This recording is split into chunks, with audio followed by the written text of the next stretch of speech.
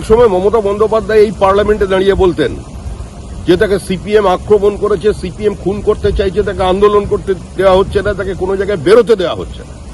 আর আজকে সংসদীয় গণতন্ত্রের যার স্থান, মুখ্যমন্ত্রীর পরে বিরোধী দলনেতা শুভেন্দু অধিকারী, যিনি এই লোকসভার সদস্য ছিলেন, এই পার্লামেন্ট হাউসে ছিলেন, আজকে তিনি কোর্টের নির্দেশে কালকে যখন যাচ্ছিলেন চিতাইয়ে, তখন তার উপরে যে আক্রমণ হলো সেটা তাকে খুন করার জন্য আক্রমণ হয়েছিল। সিআইএসএফ না থাকলে তিনি প্রাণে বেঁচে থাকতেন না।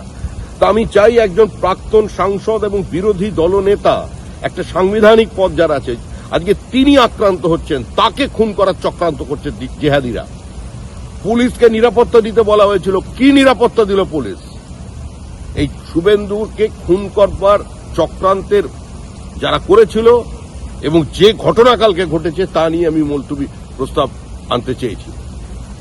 আমি সেই নোটিশ দিয়েছি। আমি কেন দেব না? এটা আমার অধিকার ক্ষেত্রের মধ্যে পড়ে। কোনো সাধারণ রাজনৈতিক কর্মী নয়, বিরোধী দলনেতা, একটা সাংবিধানিক পদ। আজকে তিনি আক্রান্ত হচ্ছেন। সে রাজ্যে কোনো গণতন্ত্র আছে? কোনো কিছু বেঁচে আছে সেখানে?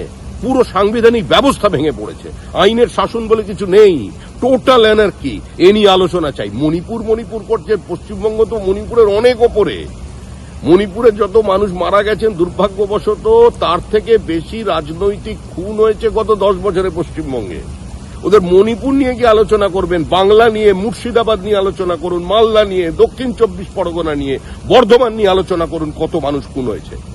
সংখ্যালঘুর জন্য চোখের জল? কত সংখ্যালঘু খুন হয়েছে পশ্চিমবঙ্গে গত 3 বছরে? হিসাব দেখুন।